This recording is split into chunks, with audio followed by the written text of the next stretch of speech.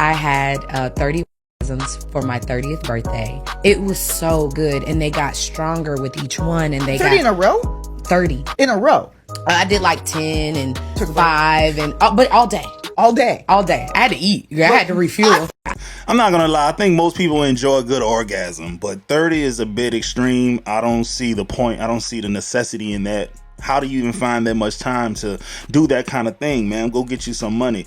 Go do something productive with your life. You can't be just letting those sex spirits take over you all day long, man. I'm gonna pray for you and hope everything get better for you mentally. And watch y'all hold my breath.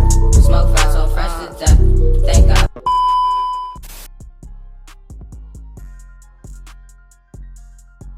And that's fine. That's fine. I'm totally okay with that, man. I don't think that you should just respect the women that you are attracted to, but let's go head on and hold the women accountable too, because we know that 80% of these dudes walking around don't even get noticed, and they're not respected by most women. One thing about it, two things for sure. If you don't want me, because I know I'm a damn good woman. If you don't want me, the streets do.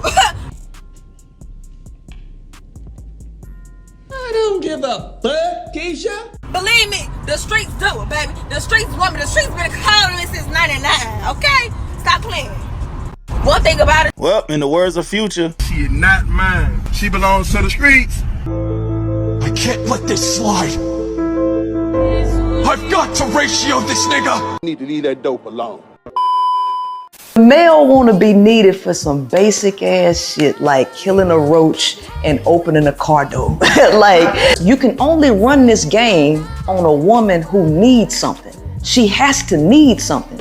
If she don't have no weaknesses, it's hard to sell her on that. But it becomes much harder to do that with a woman that ain't down there. See, now you got to have a little bit more cash, because you can't be no bottom feeder ass nigga going up to no bitch rolling in no damn Rolls Royce. You know you got to have some bank. Men know this. They know this. Done saying I'm done playing. Last time is on the outro. Stuck in the house, need to get out.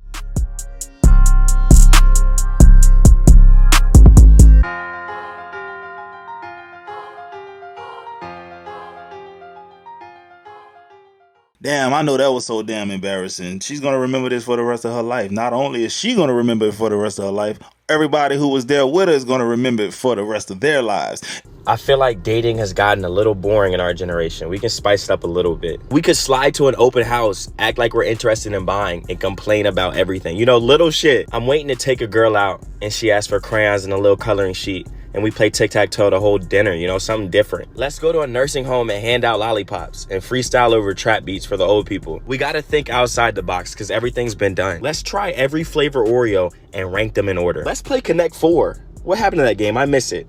Loser takes a shot. Let's go to art auctions and bid on expensive paintings with no intention on buying. Let's go to the Apple store. I like it in there. I don't even need a phone. Let's just browse. Let's reenact Chopped. I get a basket full of ingredients. You get a basket full of ingredients. We switch. Whoever makes the best meal wins. What are we doing? Let's rob a bank. We should go to the dollar store and spend $100. Just see what we come out with. Let's go to a boxing gym and spar with headgear. Let's pregame and then go to Chuck E. Cheese and have a ball, win some big prizes. Ooh, I got a really good one.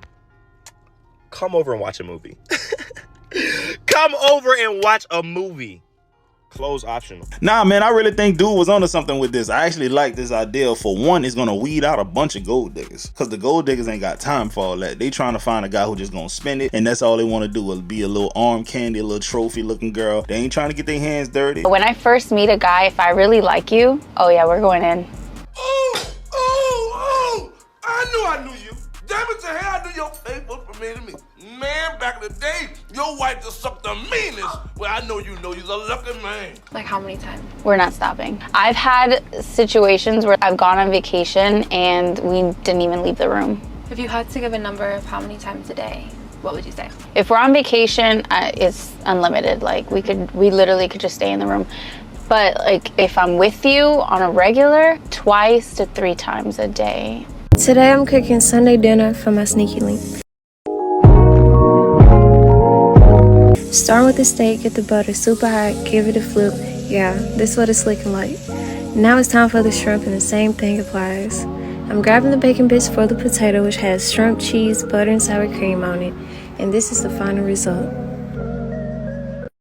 Jesus Christ, man. I know guys who are in fully committed relationships. They're married. They got 3-4 kids. They work 50-60 hours a week. They do everything they're supposed to do. And their own wives, their long-term girlfriends, everybody, the significant others, whatever you want to call it, don't even cook meals like this for them.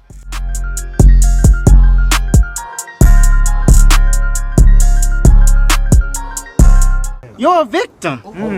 Here we go. See. There's a potential tragedy unfolding with a submarine that is getting minute-to-minute coverage all around the world. And it's understandable because obviously we all want and pray that those folks are rescued. But the fact that that's gotten so much more attention than 700 people who sank